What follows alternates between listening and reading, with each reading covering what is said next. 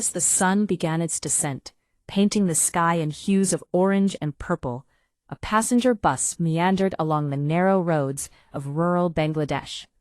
The air was thick with the scent of blooming jasmine and freshly tilled earth, a stark contrast to the chaos that would soon unfold.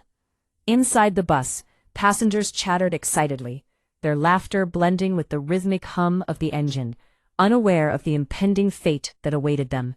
Suddenly, the tranquil atmosphere shattered.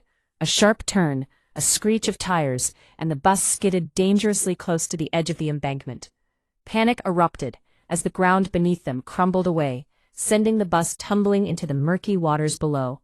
The world transformed into a cacophony of splashes and screams, a surreal ballet of chaos. Amid the turmoil, a young woman named Annika surfaced, gasping for breath, her heart racing like a wild drumbeat in her chest. Water lapped around her, cold and unforgiving, as she struggled to orient herself. Strands of her jet-black hair clung to her face, and tears mingled with the rain, blurring her vision. Panic surged within her as she realized the child, no older than 5, was still trapped inside the submerged bus. "Help! Someone please!" she screamed, her voice raw with desperation. But the chaos was thick. Other survivors scrambled to safety, their eyes wide with fear, as emergency teams rushed to the scene, the wail of sirens echoing through the air. The scene was a harrowing blend of heroism and heartbreak. Rescuers plunged into the water, their silhouettes cutting through the dark, as each second felt like an eternity. Annika's heart ached, torn between her instinct to save the child and her own survival. Memories of her own sibling, lost to a flood years prior, flooded her mind, igniting a fire within her.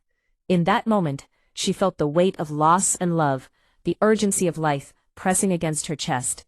With renewed resolve, Annika dove back into the icy water, her arms slicing through the currents.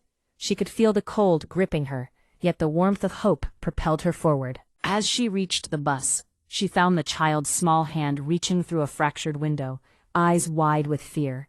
Annika grasped it tightly, pulling with all her strength as panic surged like a tidal wave around them.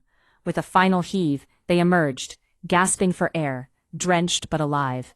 The emergency teams quickly wrapped the child in warm blankets, and Annika was pulled from the water, exhaustion and relief mixing within her.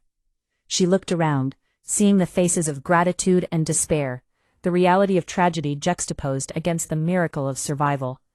The chaos would not fade easily, reports would flood the media, lives forever altered.